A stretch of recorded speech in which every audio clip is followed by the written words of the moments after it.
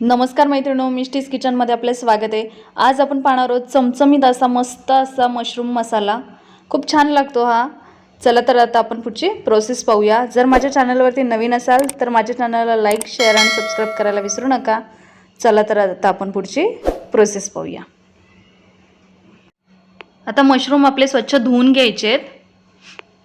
स्वच्छ धुवून झाले की याच्यावरची जी पातळ लेयर असतो ते आपण काढून घ्यायचे आणि याचे 4 भाग करून घेणार आहोत आपण कट करून व्यवस्थित।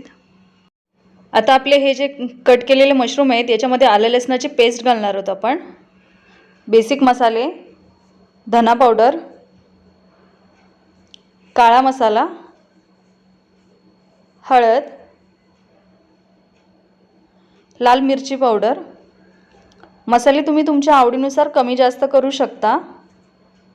हे सगळं व्यवस्थित लावून घ्यायचं याच्यामध्ये दही घालायचं आहे आणि हे व्यवस्थित असं मॅग्नेट करायचं आहे। चवीनुसार मीठ घालायचं आहे आणि व्यवस्थित सगळे ह्याला मसाले लागतील असं बघायचं आहे। चमच साईडला ठेवायचा आणि व्यवस्थित हाताने मॅग्नेट करायचं जेणेकरून सगळा मसाला पूर्ण मशरूमला लागेल अशा पद्धतीने। आणि हे आपण बाजूला 10 मिनिटं ठेवून देणार आहोत। आता एका पॅन मध्ये ऑइल गरम करून घ्यायचे। याच्यामध्ये खडे मसाले घालायचे आहेत। जिरे, लवंग, वेलची, तमालपत्र हे सगळं छान तडतडू द्यायचे। याच्यामध्ये आता बारीक चिरलेला कांदा घालायचा आहे।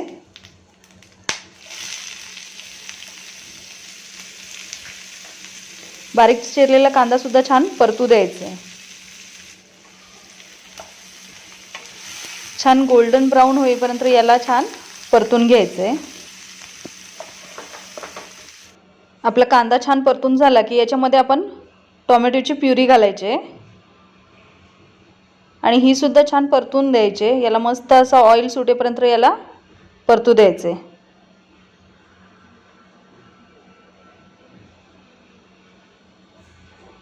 हे अशा पद्धतीने आपण याला छान परतून देणार आहोत। आता आपण याच्यामध्ये बेसिक मसाले ॲड करणार आहोत। काळा मसाला, हळद, धना पावडर। मसाले ऑलरेडी आपण मॅग्नेटला लावलेले आहेत त्यामुळे तुम्ही कमी जास्त करू शकता। आणि हे व्यवस्थित परतून घ्यायचे छान। आता याच्यामध्ये आपण मॅग्नेट केलेले जे मशरूम आहेत ते घालून घ्यायचे आणि हे पुन्हा व्यवस्थित मिक्स करायचे। छान असे व्यवस्थित मिक्स करून झाले की हे आपण 10 मिनिटं झाकण ठेवून शिजू देणार आहोत।